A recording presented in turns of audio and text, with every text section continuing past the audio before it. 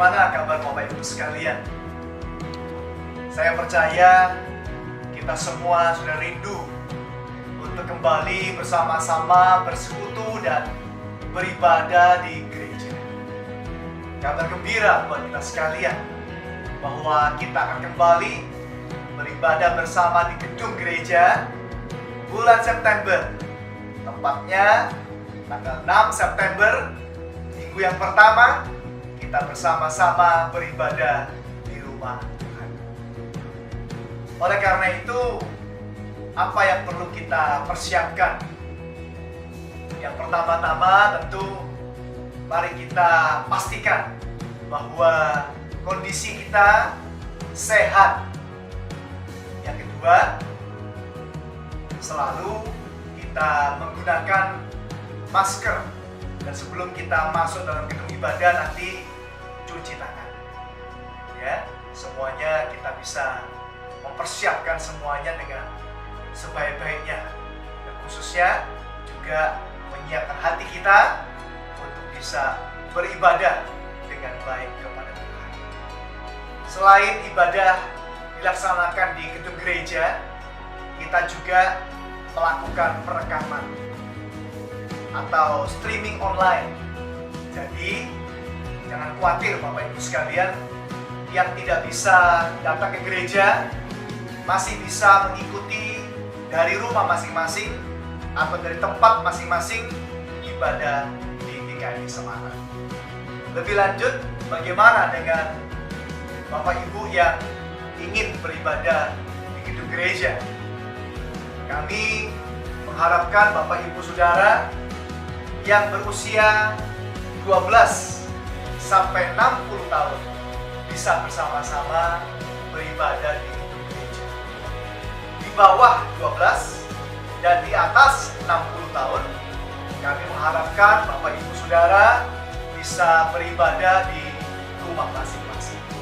Selain itu, Bapak Ibu Saudara diwajibkan senantiasa memakai masker dalam beribadah dan selama kita berinteraksi dengan saudara-saudara yang lainnya. Dan kita sudah mengatur tempat duduk.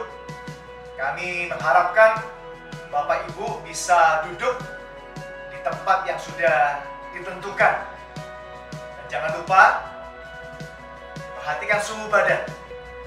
Suhu badan yang bisa beribadah bersama-sama adalah di bawah 37 derajat Celcius.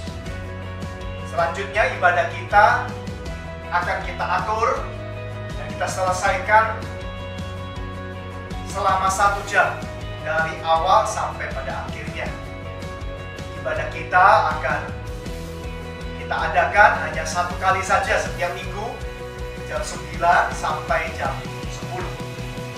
Dan Bapak Ibu dan Saudara yang ingin mengikutinya, silakan mendaftar dulu di TU dengan nomor telepon di bawah ini. Sesuai dengan kapasitas kita, kuota yang kita batasi adalah 100 orang. Mari sama-sama kita dukung dengan sukacita rencana ini. Dan kita terus beriman, percaya bahwa Tuhan akan ikut campur dan memberkati supaya semua rencana kita, semua ibadah kita, dan juga semua pelayanan kita baik adanya. Dengan berkat buat kita semua, orang-orang yang hadir maupun juga yang beribadah di rumah masing-masing. Tuhan memberkati.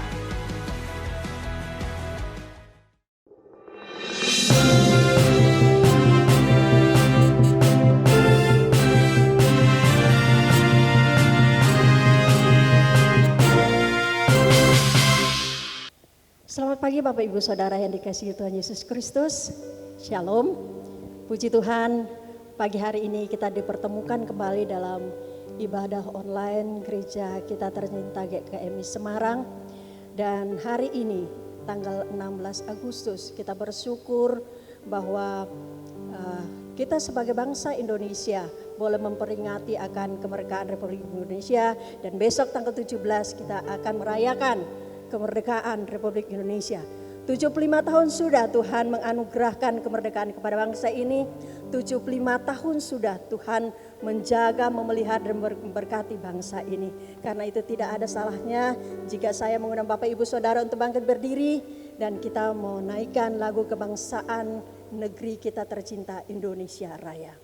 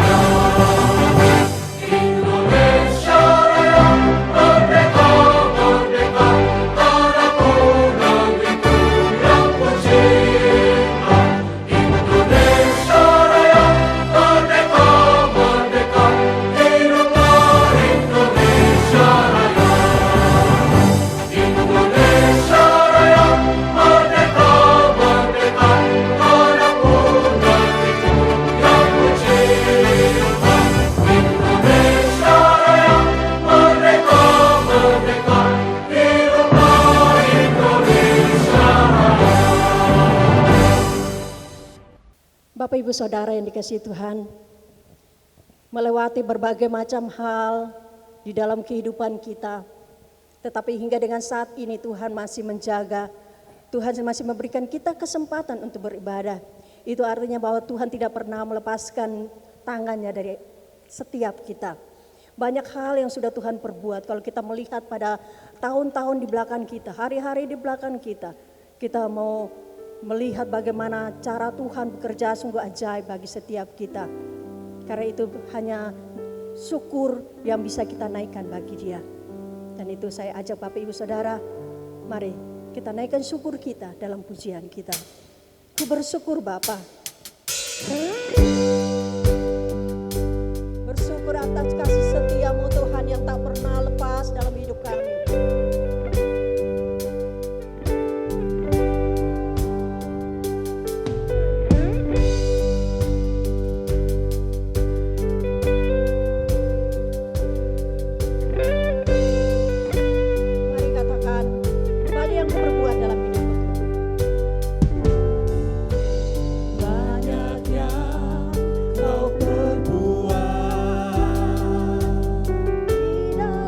Dalam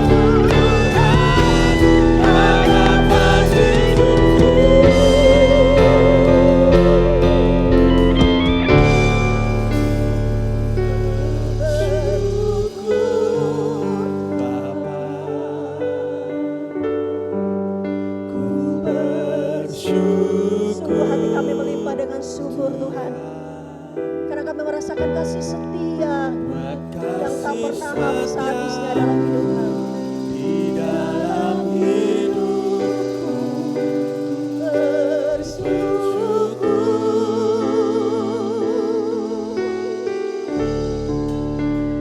bersyukur Bapa,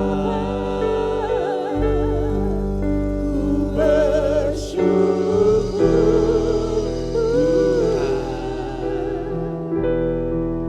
Tuhan buat kasih setia-Mu di dalam hidupku.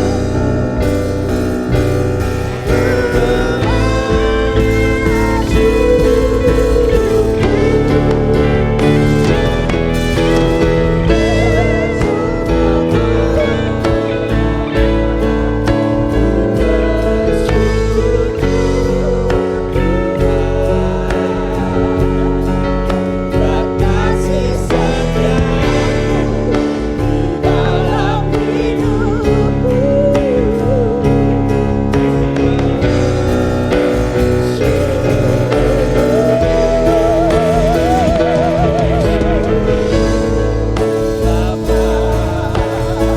di dalam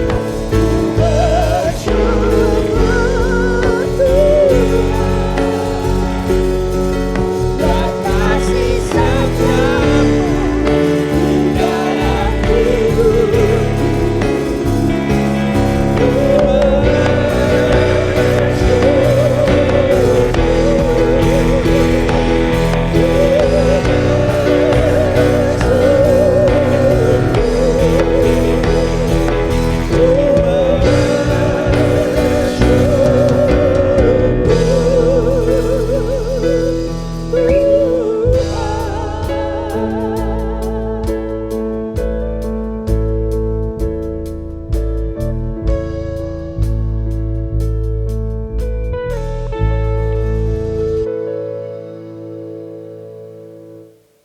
Kebaktian kita pada hari ini, minggu yang ketiga di dalam bulan Agustus ini, kita alaskan di dalam nama Allah Sang Pendamai Ciptaan melalui putranya Tuhan Yesus Kristus.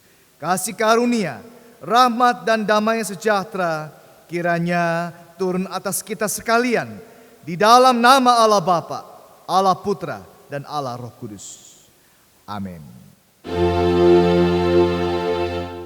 Mulia bagi Bapa, bagi Anak serta Roh Kudus, dari permulaannya, sekarang dan akan jadi selama-lamanya. Amin. Wahyu pasal 2 ayat 10. Jangan takut terhadap apa yang harus engkau derita. Sesungguhnya iblis akan melemparkan beberapa orang dari antaramu ke dalam penjara, supaya kamu dicobai dan kamu akan beroleh kesusahan selama 10 hari. Hendaklah engkau setia sampai mati, dan aku akan mengaruniakan kepadamu mahkota kehidupan. Amin.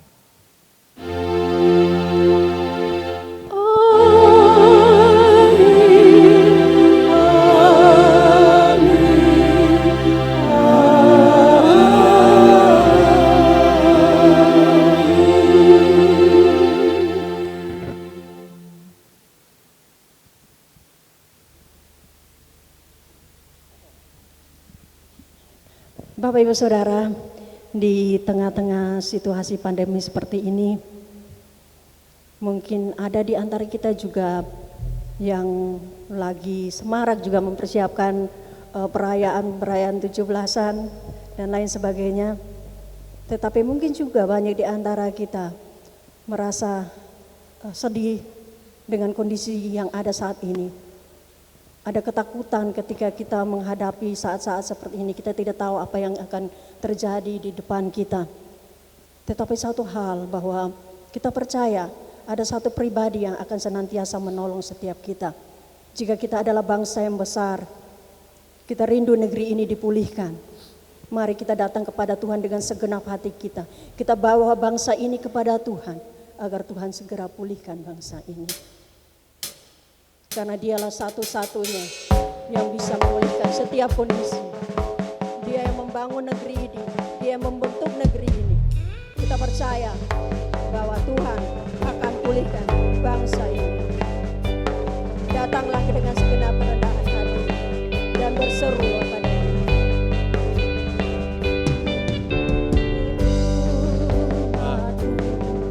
Rendahkan diri, sujud dan berdoa, mencari wajah-Mu, berbalik dari jalan kami yang jahat.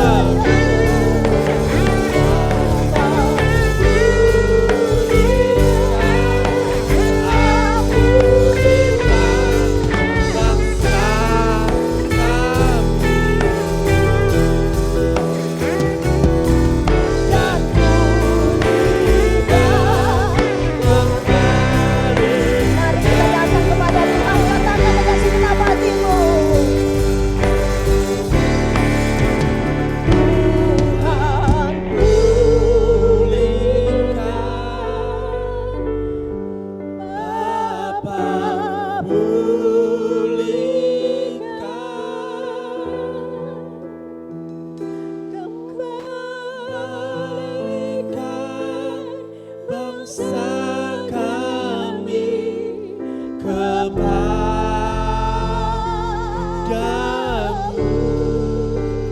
Bapa pulihkan Tuhan, dengan segenap hati kami datang padamu Bapa. bangsa kami dan pulihkan kembali negeri kami.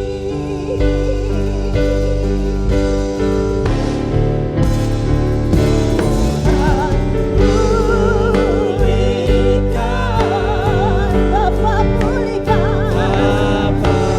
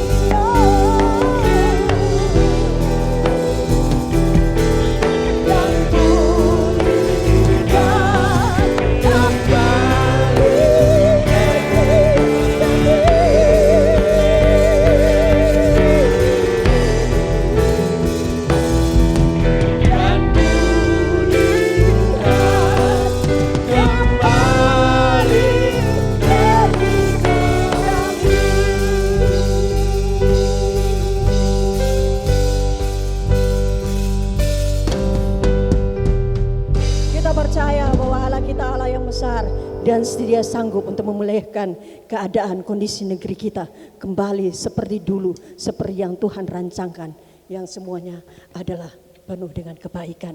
Dan kita percaya bahwa sekaranglah waktunya Tuhan untuk mencurahkan hujan berkat-Nya, mencurahkan hujan keselamatan, mencurahkan hujan kuasa Tuhan atas bangsa ini. Mari dengan penuh iman kita mau katakan ini, mempersiapkan diri kita untuk mendengarkan firman Tuhan. Dan biarlah pujian ini boleh mengimani kita. Kita imani untuk kita tetap berseru dan berserah kepada Tuhan. Sekaranglah waktunya.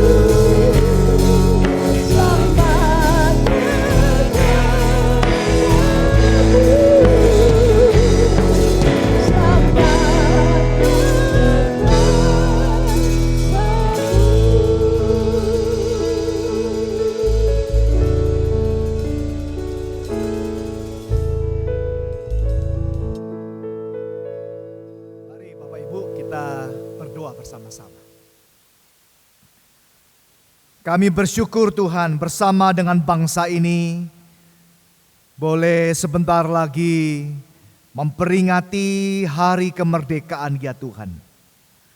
Tuhan sudah memberkati bangsa ini dengan kemerdekaan selama 75 tahun ya Tuhan. Maka Bapa, pada pagi hari ini kami mau bersyukur kepada Tuhan.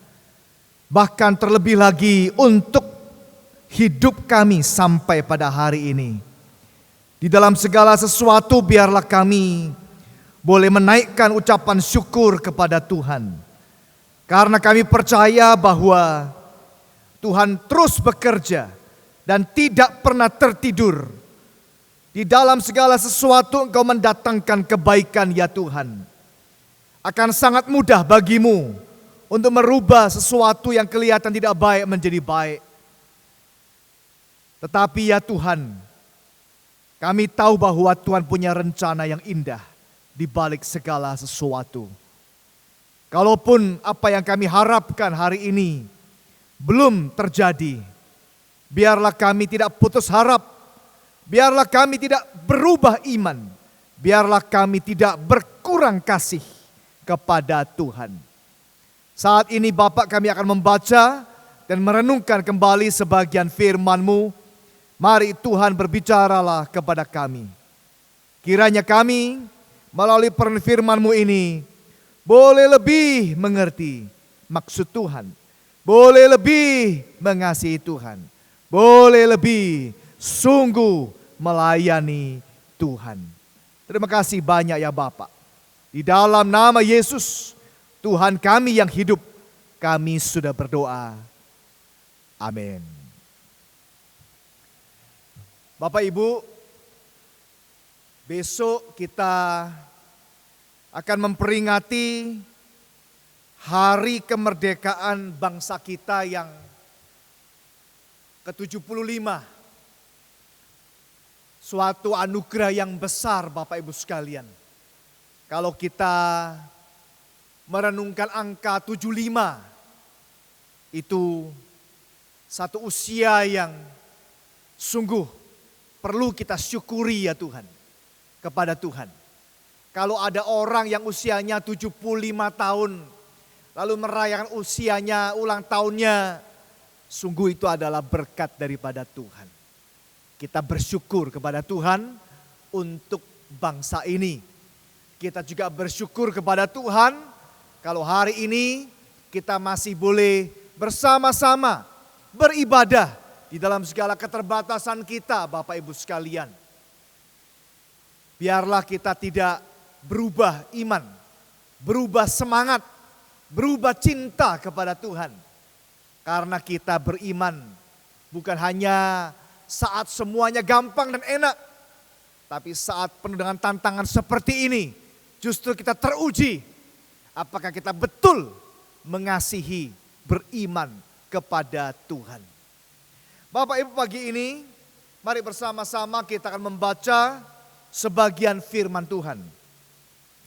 Firman Tuhan akan diambil dari 1 Yohanes pasal 4 ayat 18. 1 Yohanes 4, 18. Demikianlah firman Tuhan. Di dalam kasih tidak ada ketakutan. Kasih yang sempurna melenyapkan ketakutan. Sebab ketakutan mengandung hukuman. Dan barang siapa takut, ia tidak sempurna di dalam kasih. Di dalam kasih tidak ada ketakutan. Bapak Ibu, hidup kita ini banyak ketakutan. Dari yang masuk akal sampai yang tidak masuk akal.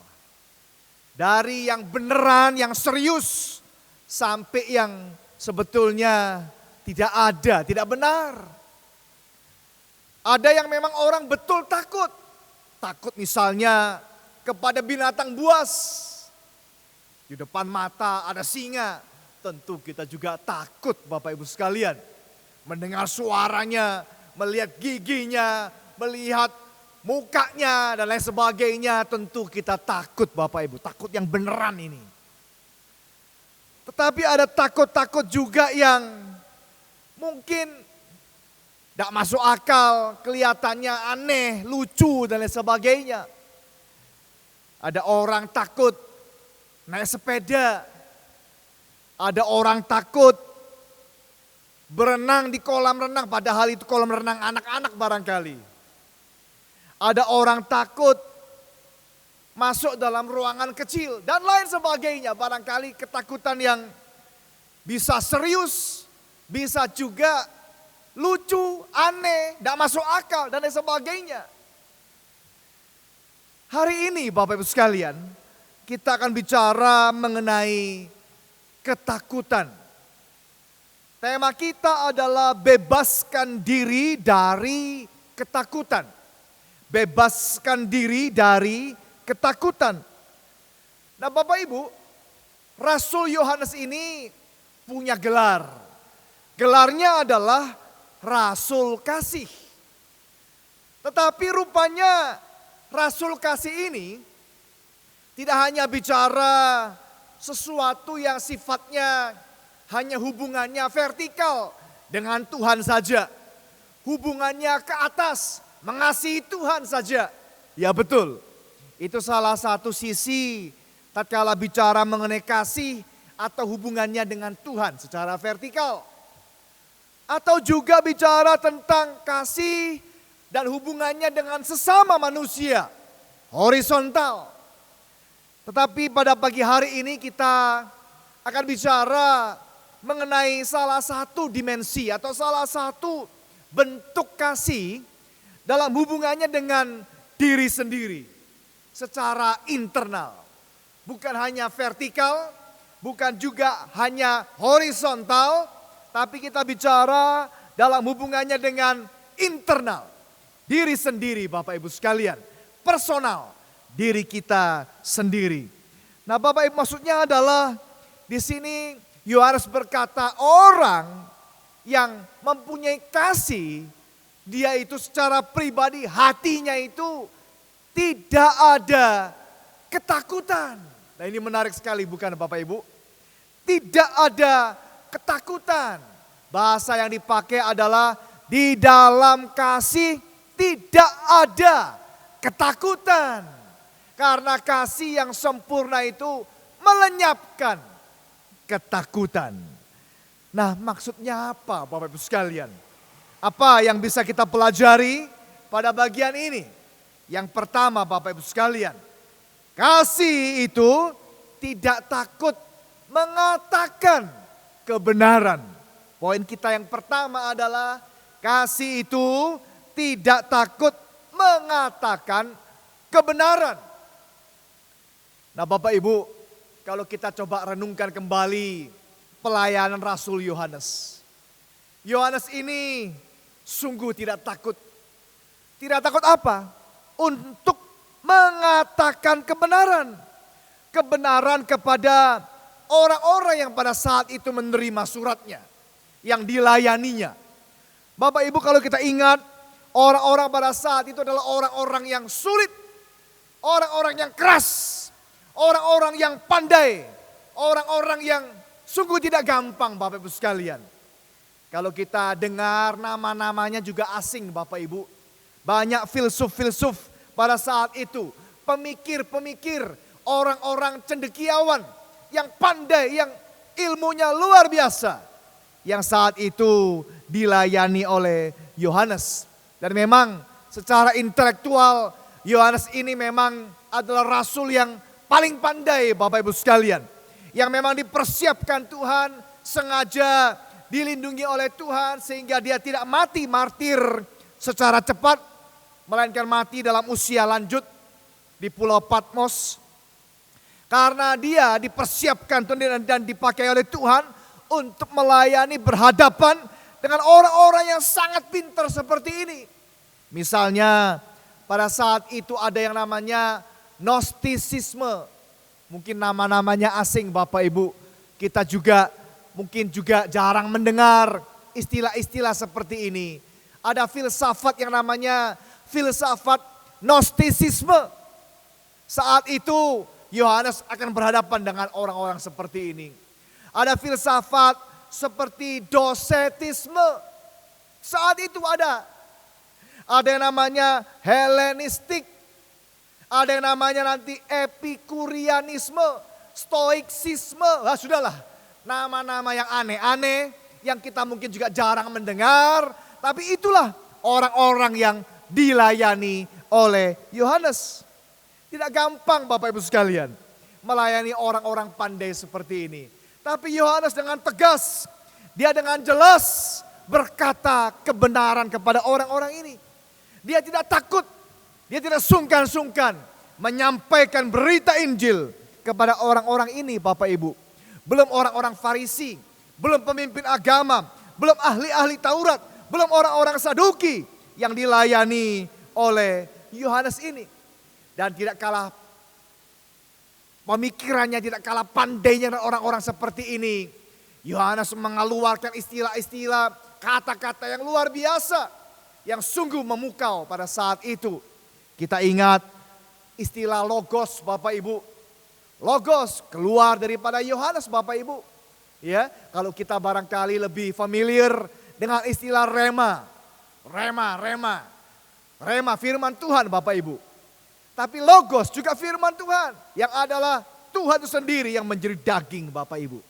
Diperkenalkan kepada para filsuf.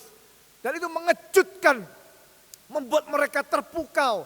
Bagaimana bisa memberikan sentuhan, arti, perspektif yang baru dari istilah logos ini. Diperkenalkan kepada orang-orang pada saat itu. Tidak gampang Bapak Ibu sekalian. Sungguh istilah dan kedalaman bobot yang luar biasa daripada tulisan kata-kata Yohanes Bapak Ibu sekalian. Kalau kita ingat bagian yang lain yang kita ingat misalnya sangat terkenal Yohanes 3:16. Saya percaya kita semua hafal dan tahu dari Yohanes. Karena begitu besar kasih Allah akan dunia ini sehingga ia mengaruniakan anaknya yang tunggal. Kalau mau dikhotbahkan puluhan kali tidak habis-habis Bapak Ibu sekalian. Kedalaman ayat 1 ini saja luar biasa. Ya, sampai ada orang bilang ini adalah mini Bible.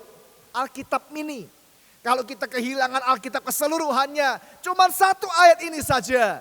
Itulah Alkitab. Cukup bisa merangkum, menyimpulkan keseluruhan Alkitab. Perjanjian Lama dan Perjanjian Baru 66 kitab Bapak Ibu sekalian.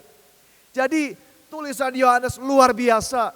Dia menyampaikan, dia memakai istilah, dia memakai kata-kata yang luar biasa dengan berani, dengan jelas, dengan tegas Bapak Ibu sekalian.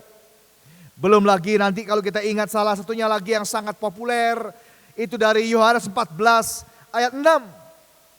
Yang dikatakan, akulah jalan dan kebenaran dan hidup. Tidak ada seorang pun yang dapat datang kepada Bapa kalau tidak melalui aku, tulisan Yohanes. Bapak Ibu, tulisan-tulisan yang luar biasa, yang sungguh di luar nalar kemampuan manusia.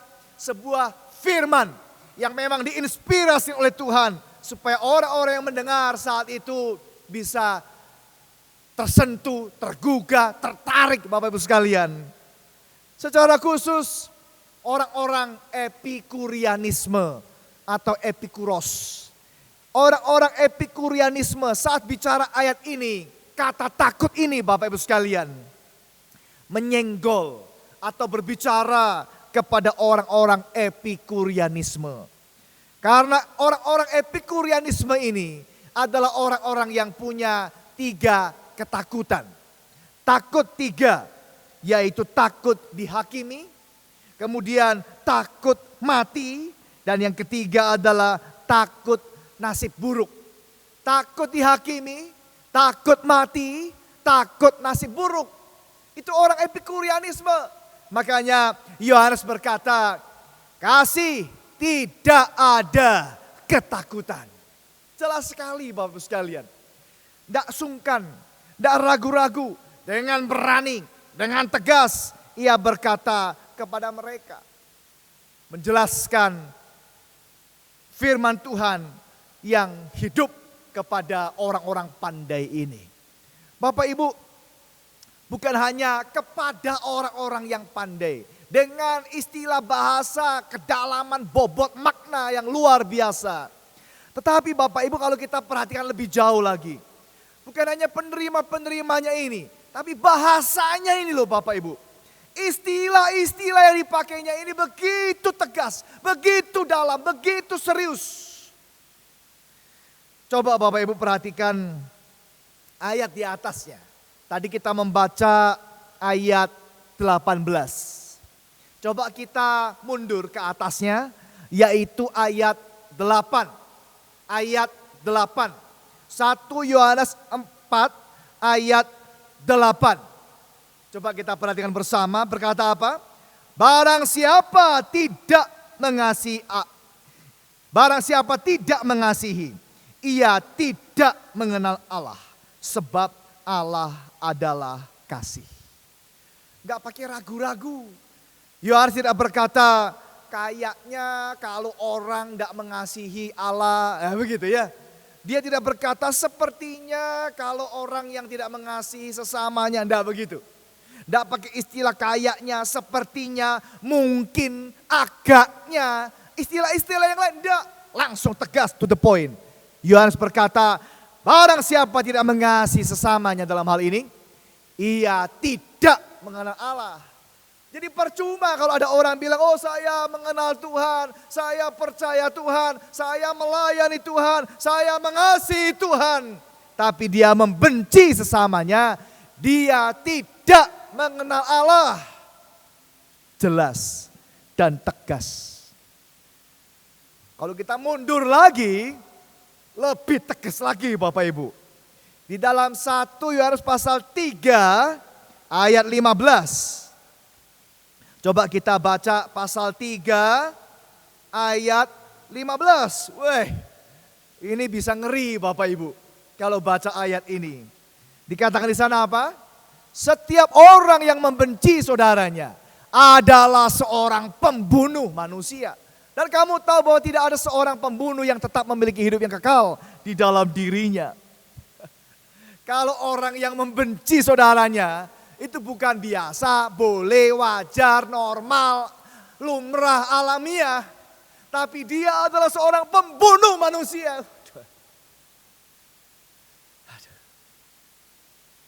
Barangkali kita harus merevisi konsep kita tentang kasih Bapak Ibu. Barangkali kalau ada orang bilang, oh dia ini adalah orang yang penuh kasih. Oh orangnya mungkin penuh kesabaran.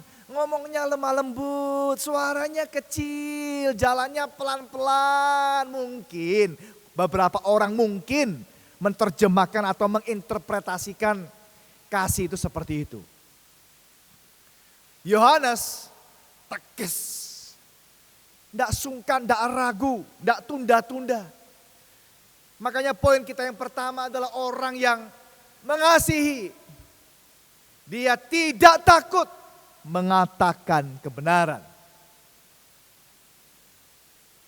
Bapak Ibu, kadang-kadang kita kaget-kaget, kita tidak percaya, kita rasa masa sih. Tapi itulah kita membaca bukan?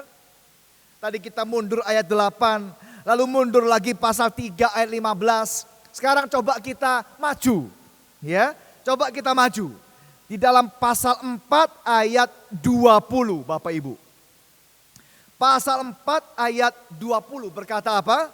Jikalau seorang berkata, aku mengasihi Allah dan ia membenci saudaranya, maka ia adalah pendusta. Karena barang siapa tidak mengasihi saudaranya yang dilihatnya, tidak mungkin mengasihi Allah yang tidak dilihatnya.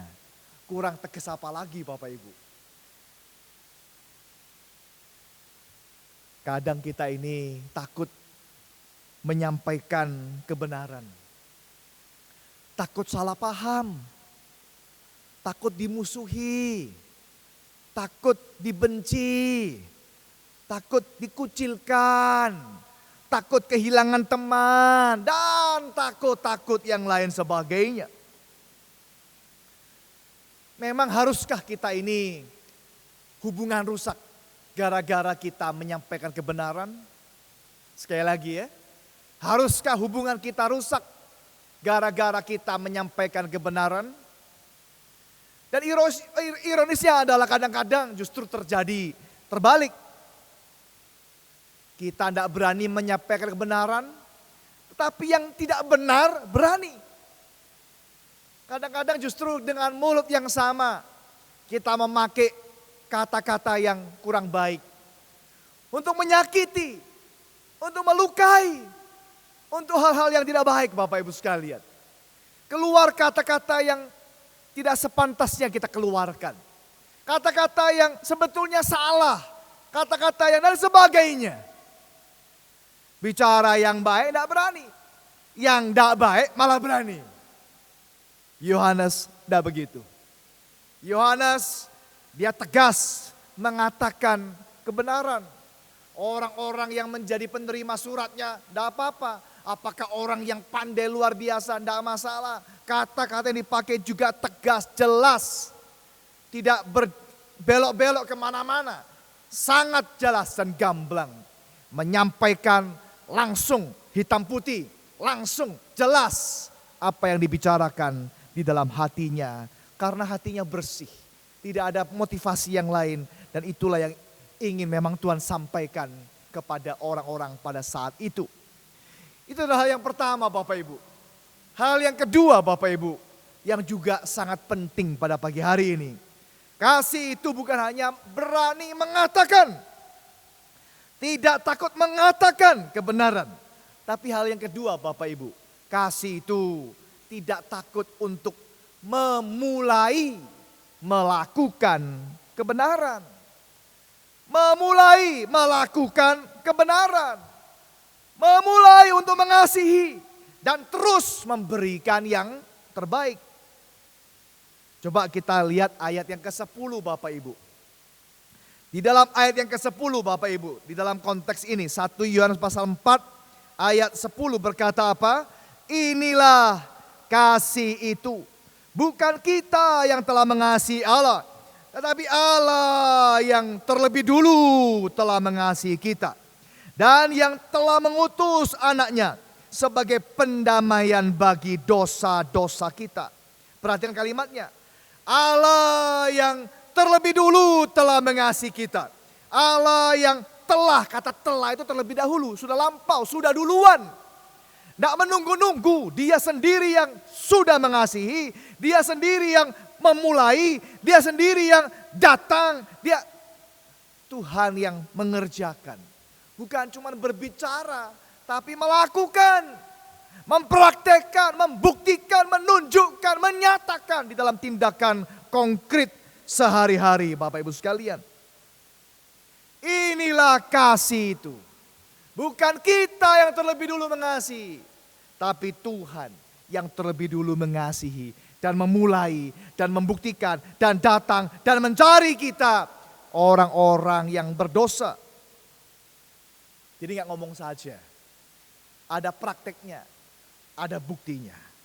Nggak usah tunggu-tunggu, nggak usah lihat-lihat. Oh dia bagaimana, dan lakukan. Kasih itu aktif, lakukan, memulai, langsung, lagi, dan lagi, dan lagi. Bukan sekali karena sambutannya kurang baik, selesai. Sekali diterimanya kurang baik, selesai. Sekali responnya kurang baik, selesai. Terus. Coba kita kembali ke sini Bapak Ibu. Betapa capeknya Yohanes melayani saat itu. Saya bisa membayangkan, nulis saja capeknya luar biasa. Kita ingat bahwa Yohanes ini menulis 5 buku di dalam Alkitab Bapak Ibu. Injil Yohanes, surat 1, 2, 3, dan kitab Wahyu. 5 buku dia tulis Bapak Ibu. Betapa capeknya nulis 5 buku, 5 tulisan, 5 surat Bapak Ibu. Dengan satu hal yang luar biasa. Saya pernah membuat paper Bapak Ibu. Paper singkat. Hanya 14 halaman. Tetapi saya harus revisi paper itu 7 kali Bapak Ibu. Waduh, luar biasa. Paper 14 halaman revisi 7 kali Bapak Ibu. Tidak gampang.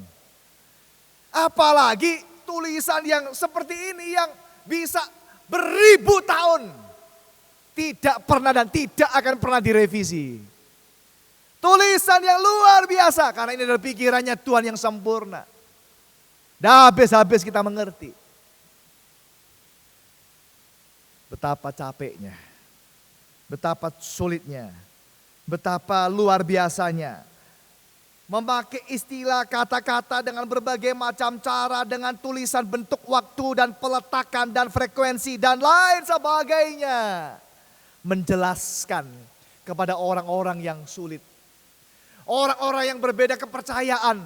Orang-orang yang belum percaya kepada Tuhan. Bapak Ibu pernah gak menginjili orang? Pernah gak Bapak Ibu bicara kepada orang yang sama sekali belum pernah mendengar Injil? Pernahkah Bapak Ibu mengajak orang yang berkepercayaan lain untuk percaya kepada Tuhan Yesus? Betapa capeknya Bapak Ibu. Kita servis mati-matian belum tentu dia mau. Kita memberi dia perhatian, memberikan dia barang, mungkin makanan dan lain sebagainya, baik-baik kepada dia. Memberikan penjelasan macam-macam, kita ajak ke gereja yuk, lalu kita jemput, lalu kita nanti temani dia, perkenalkan sama orang-orang, nanti diantar pulang, mungkin diajak makan dan lain sebagainya. Terus sampai dia mau percaya, sampai nanti dibaptis, sampai nanti percaya Tuhan. Betapa capeknya Bapak Ibu. Tidak gampang. Kasih tidak takut memulai, melakukan, mengorbankan diri, mengambil yang paling berat sebagai bukti seberapa besar kasihnya. Kasih tidak takut sakit. Kasih tidak takut capek. Kasih tidak takut menderita. Kasih tidak takut tantangan. Kasih tidak takut beban berat. Kasih tidak ada yang ditakuti Bapak Ibu. Betul kalimat ini. Kasih itu meniadakan ketakutan. Tidak ada. Karena kasih. Saya pernah lihat video seorang ibu. Dari pedalaman Tiongkok Bapak Ibu. Dia tidak bisa bahasa asing. Tidak bisa baca. Tidak bisa bahasa-bahasa yang saat itu ada di kota besar. Tetapi karena cintanya kepada anaknya, dia mendengar anaknya sakit. Jarak yang jauh dia tempuh, dia rela tempuh. Dia persembahkan, dia potong ayam peliharaannya. Yang cuma satu, sisa satu Bapak Ibu. Dia potong, dia masak, dia persiapkan, dia bawa apa dia bisa bawa. Seorang ibu yang tua ini dia naik kereta pergi ke kota yang jauh untuk menyatakan kasihnya kepada anaknya Bapak Ibu. Tidak ada kendala jauh, capek, panas, keringat, sulit, berat, lama, tidak ada. Orang yang punya kasih itu maju terus. Tidak ada yang ditakuti Bapak Ibu. Melayani dengan self-support. Saat itu siapa yang mendukung Yohanes? Dia mendukung dirinya sendiri. Betapa beratnya pelayanannya Bapak Ibu sekalian. Betapa beratnya pelayanannya saat dia harus mengalami tantangan yang berat. Kita ingat sebelumnya bahwa orang-orang saat itu marah sekali. Mereka sudah menangkap Yohanes dan mau membunuh Yohanes Bapak Ibu. Kita ingat bahwa Yohanes sudah dimasukkan dalam wajan besar yang berisi minyak panas. Sudah dipanasi, sudah dibakar, sudah hidup, sudah nyala apinya. Yohanesnya dimasukkan dalam minyak panas itu, ternyata dia tidak mati. Tidak tergoreng. Makanya dia dibuang ke Patmos. Betapa beratnya pelayanan Yohanes Bapak Ibu. Luar biasa kalau kita pikirkan dan renungkan pelayanannya. Tapi itu tidak memundurkan, merubah semangat dan api yang ada di dalam hatinya Yohanes. Karena apa? Karena kasih kepada Tuhan. Banyak orang ada masalah dikit, kendor. Masalah dikit, putus asa. Masalah dikit, kecewa. Masalah dikit, tinggalkan Tuhan. Masalah dikit, kita sudah berubah. Dengan mudahnya padahal kita berkata, aku mengasihi Tuhan. Bapak Ibu, pagi ini kita diingatkan. Kasih itu tidak ada ketakutan. Bukan cuma bicara mengatakan kebenaran, tetapi juga memulai melakukan kebenaran itu dengan sungguh-sungguh. Bapak Ibu, kalau kita bicara lebih jauh, ayat 18 ini kita bicara bahwa mengasihi orang-orang yang berdosa. Mengasihi orang-orang yang berdosa, Bapak Ibu, betapa sulitnya, betapa beratnya mengasihi orang-orang yang jahat, orang-orang yang berdosa. Kalau mengasihi orang yang baik, itu bukan mengasihi, sekali lagi. Kalau kita mengasihi orang yang baik, itu bukan mengasihi, itu namanya balas budi. Itu namanya sopan santun. Orang yang baik kepada kita, kita mengasihi dia, itu biasa. Itu sopan santun, memang itu balas budi. Memang itu begitulah lumrah adanya. Orang yang baik kita mengasihi, orang yang sopan kita mengasihi. Ada istilah, kalau kamu sopan saya sopan. Kalau kamu tidak sopan, saya lebih tidak sopan. Dan seterusnya. Lah ini kan bukan kasih Bapak Ibu. Mengasihi orang berdosa. Waduh. Mengasihi orang yang jahat, orang yang tak berbelas kasihan, orang yang tak berperi kemanusiaan. Tidak gampang. Yuk kita ingat kembali. Saat itu ini orang-orang membunuh gurunya. Menyalibkan Yesus Bapak Ibu. Yohanes bicara kepada mereka tentang kasih. Tidak gampang. Mengasihi mereka, menginjili mereka, mendoakan mereka supaya mereka bisa diselamatkan. Tidak gampang. Ini orang-orang pembunuh. Yang membunuh gurunya. Yang membunuh sama-sama rekan rasul yang lain, murid-murid Yesus yang lainnya. Dia, sudah saya katakan tadi, hidupnya paling lama. Usia lanjut, diperkirakan 95 tahun usianya. Tentu ia mendengar kabar kawan-kawan rasul lainnya juga mati martir, mati syahid. Dia mendengar orang-orang ini orang-orang jahat, membunuh gurunya, membunuh teman-temannya. Dan bahkan Bapak Ibu, membunuh juga saudara kandungnya. Kita ingat, siapa? Saudara kandungnya Yohanes, namanya Yakobus.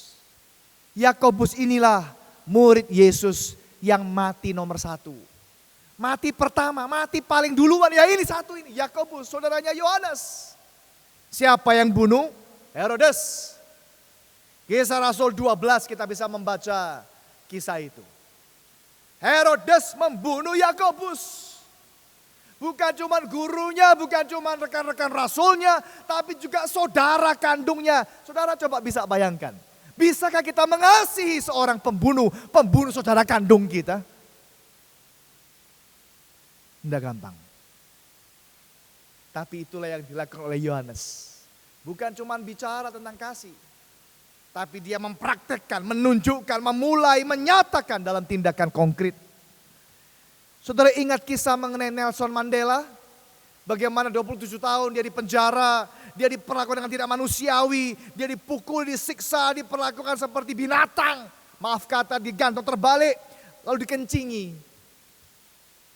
Tapi hal yang pertama menurut kisah yang diceritakan, saat dia menjadi presiden, saat dia bebas daripada penjara, dia mencari orang yang mengencingi dirinya itu tadi. Penjaga penjara, kepala penjara yang mengencingi dia tadi itu. Dan Nelson Mandela mengampuni dia. Kasih itu sungguh mulia Bapak Ibu sekalian. Pagi ini saya mau cerita yang lain. Tentang Abraham Lincoln. Abraham Lincoln, Presiden Amerika Bapak Ibu. Sebelum jadi presiden, dia adalah seorang pengacara dari sebuah kota namanya Illinois. Illinois di Amerika. Nah satu kali secara singkat saja dia mempunyai kasus. Karena dia diperbantukan untuk mengurus kasus tentang sebuah kasus dengan orang namanya Manny Honey Patton. Manny Honey Patton. Dengan rekan dari pengacara namanya Edwin Stanton. Edwin Stanton. Edwin ini dari Cincinnati. Nah, memang kasus ini adalah kasus dari Cincinnati, ya. Tetapi Bapak Ibu sekalian, karena kejadiannya ada di Illinois, maka diperbantukanlah Abraham Lincoln ini. Diminta bantuannya. Tetapi Stanton waktu itu jahat sekali. Dia bukan hanya tidak memberi kesempatan Lincoln berbicara banyak, melakukan banyak. Dia menguasai, mendominasi kasus itu. Memang dia orang pinter Bapak Ibu. Luar biasa dia mengatasi Lincoln dikesampingkan, dipinggirkan. Padahal sebetulnya dia harusnya ikut. Tidak peduli. Digeser. Ya, dihina. Pakai istilah-istilah yang kurang baik. Dihina, ini adalah pengacara, gak berpengalaman. Ini modelnya kotor, jorok, pakaiannya gak bagus. Ya, orang yang tinggi dan kurus dan kayak kurang makan begitu barangkali dan sebagainya. Belum lagi jenggotnya yang banyak. Disebut ini adalah orang seperti gorila. Dengan istilah saat itu Lincoln dipanggil original gorilla. The original gorilla, ini gorilla pertama itu kira-kira begitu. Bapak Ibu, tapi Lincoln tidak pernah marah, tidak pernah dendam, tidak pernah simpan semua itu dalam hatinya. Singkat kata, Lincoln jadi presiden. Waktu dia jadi presiden, dia pilih Stanton menjadi menterinya. Dia sengaja pilih orang yang jahat ini, Stanton ini menjadi menterinya. Mereka berhubungan baik, memperlakukan semuanya dengan baik.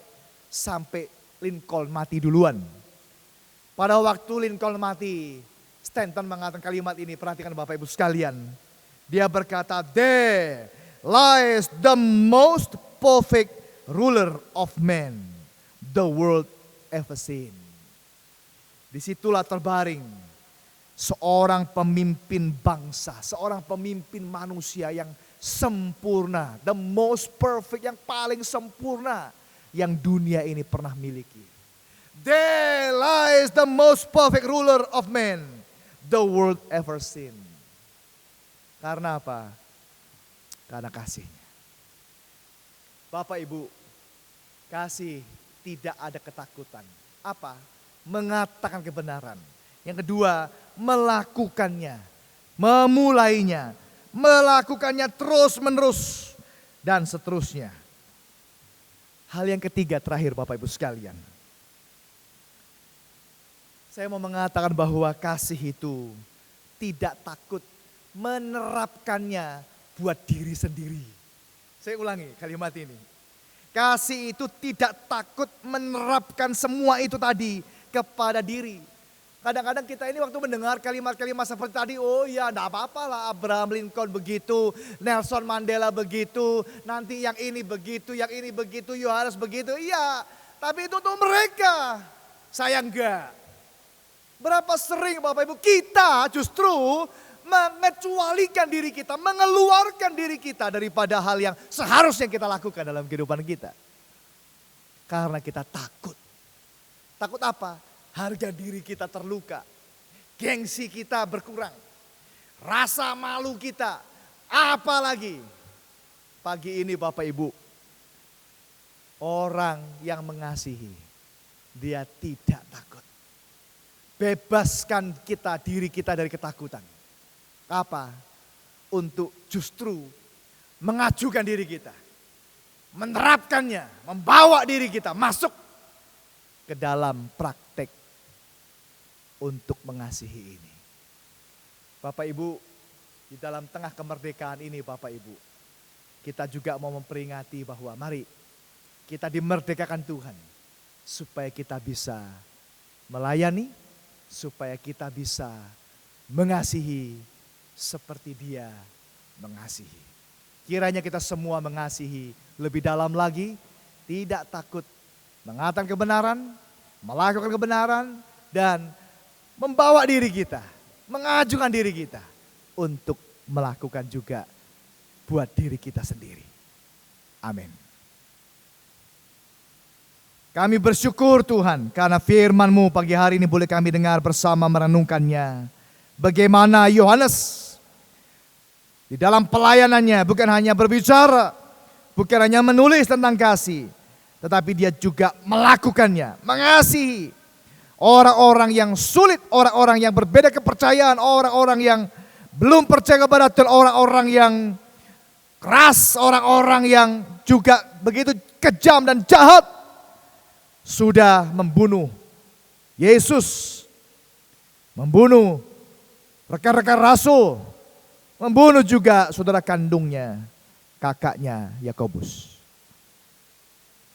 Kami berdoa biarlah kami di tengah-tengah memperingati kemerdekaan kami diingatkan, supaya kami tidak ragu, tidak takut melakukan kebenaran, mengasihi Tuhan lebih daripada segala sesuatu dalam hidup kami.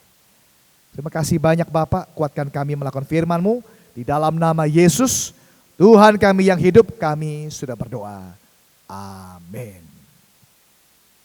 Mari Bapak Ibu kita berdoa untuk beberapa hal. Kami bersyukur Tuhan sekali lagi untuk anugerah-Mu kepada kami semua. Kalau sampai hari ini kami masih boleh ada sebagaimana kami ada, kami bersyukur untuk kesehatan keluarga, segala aktivitas keseharian kami berterima kasih kepada Tuhan. Di dalam segala keterbatasan ini biarlah Bapak kami justru menjadi orang-orang yang tahan uji, tidak menyerah dan kalah dengan situasi yang memang kami hadapi berat ini Tuhan. Kuatkan kami tetap setia, berharap beriman kepada Tuhan yang hidup. Pagi ini kami berdoa buat negara kami yang berulang tahun atau sudah merayakan kemerdekaannya yang ke-75. Aku memberkati kiranya bisa terus tambah maju, tambah makmur, tambah sejahtera. Berkati para pemimpin bangsa dan semua rakyat yang ada di segala pulau yang ada di Indonesia. Tuhan memberkati pejabat-pejabat kami dengan hikmat bijaksana dan hati yang takut akan Tuhan, mengasihi rakyat Indonesia ini. Berkatilah Tuhan semua bidang yang ada, hukum, keamanan, dan sosial, dan ekonomi, dan lain sebagainya. Kiranya boleh Tuhan memberkati sehingga bisa terhindarkan daripada dampak buruk karena corona yang luar biasa ini Tuhan. Kami berdoa buat para ahli medis supaya mereka juga boleh menemukan secepatnya Tuhan obat-obatan yang paling tepat untuk mengatasi wabah ini. Dan vaksin-vaksin yang sudah diuji cobakan kiranya bisa betul berhasil, bermanfaat untuk bisa menyembuhkan orang-orang yang sakit. Kami berdoa mereka yang berulang tahun pada minggu ini Tuhan, untuk Bapak Bintoro, Saudari Lucy Kristiana, Ibu Lim Siu Ching, Ibu Haryani, Bapak Yeremia Suito, Saudari Cynthia Hartono, Bapak David Wijaya, Saudara Haris Natrido, Bapak Dani, Bapak Agustinus Sutanto, Saudari Justince Simopiaref, Bapak Arif Budiman, dan Ibu Linda Kusuma Dewi. Kiranya anugerah Tuhan yang sempurna memberkati setiap saudara kami yang berulang tahun, keluarga mereka, pekerjaan, kesehatan, juga iman kerohanian mereka. Kami serahkan juga Bapak untuk gereja-gereja di muka bumi dimanapun tempat. Kiranya Tuhan memberkati bagi mereka yang sudah melangsungkan ibadah on-site.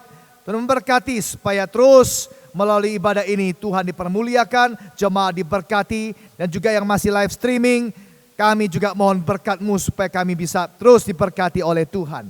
Kami serahkan pergumulan kami yang lain ya Tuhan yang belum kami utarakan, kiranya Tuhan campur tangan, segala harapan, cita-cita, kerinduan kami, kiranya Tuhan bukakan jalan. Terima kasih banyak ya Bapak, kami serahkan semua doa kami di dalam nama Yesus. Tuhan kami yang hidup, kami sudah berdoa. Amin.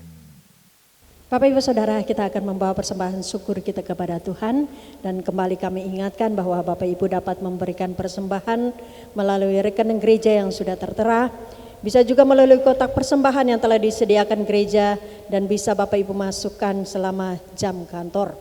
Bisa juga memberikan persembahan melalui kode QRIS atas nama GKM Ismara yang tertera di layar. Jemaat juga bisa melakukan scanning dengan OVO, GoPay, BCA, dan lain-lain. Gitu, mari kita datang kepada Tuhan membawa persembahan syukur kita berdoa. mensyukuri akan berkah dan anugerah Tuhan melalui kemerdekaan yang sudah anugerahkan dari Tuhan kepada bangsa ini ya Tuhan. Melewati berbagai macam hal, tetapi kami melihat bahwa Tuhan tidak pernah meninggalkan bangsa ini sendiri. Terima kasih Tuhan untuk anugerah kemerdekaan, kebebasan yang Tuhan berikan kepada kami. Dan saat ini ya Tuhan, kami mau datang kepada Engkau membawa persembahan syukur kami ya Tuhan. Tidaklah seberapa dibanding dengan anugerah Tuhan yang Tuhan berikan kepada kami. Tetapi biarlah persembahan ini boleh menjadi dupa yang harum di hadapan Tuhan. Lalu menjadi berkat bagi pekerjaan Tuhan dimanapun Tuhan kehendaki. Terima kasih Tuhan, kami membawa persembahan syukur kami. Demi Kristus Yesus Tuhan kami berdoa. Haleluya, amin.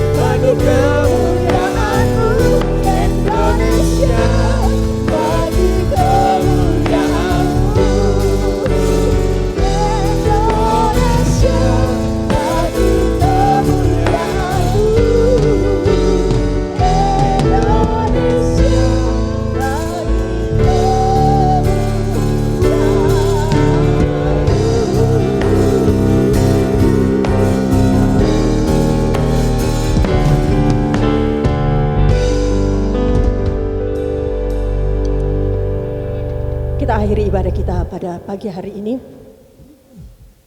Dan biarlah kita senantiasa memiliki keyakinan bahwa Allah tidak akan pernah meninggalkan kita sendiri. Kita tidak perlu takut menghadapi hidup ini, karena kita punya Allah yang begitu ajaib.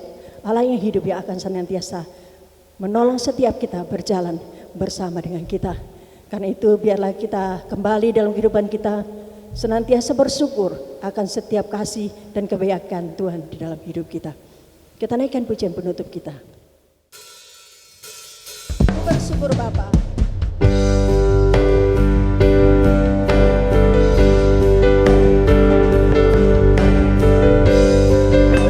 bersyukur Bapa.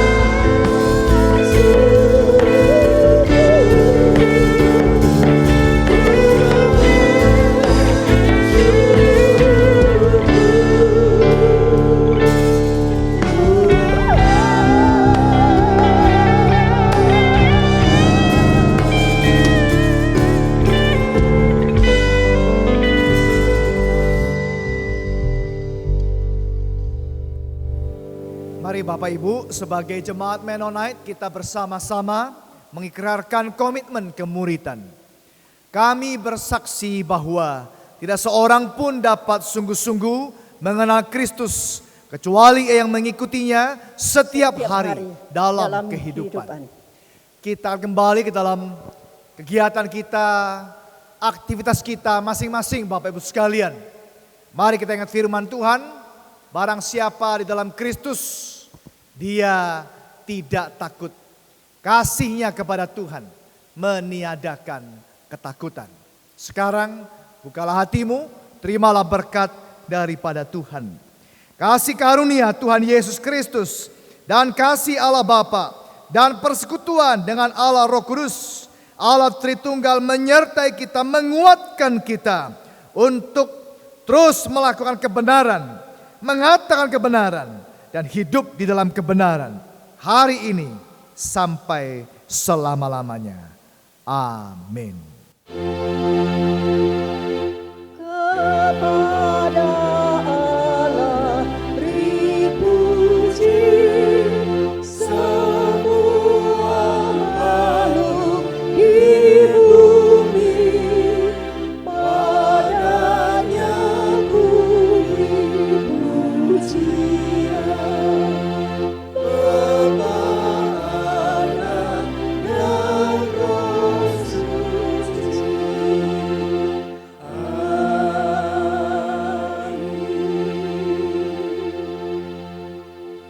Kebaktian selesai, saat teduh Tuhan memberkati kita sekalian.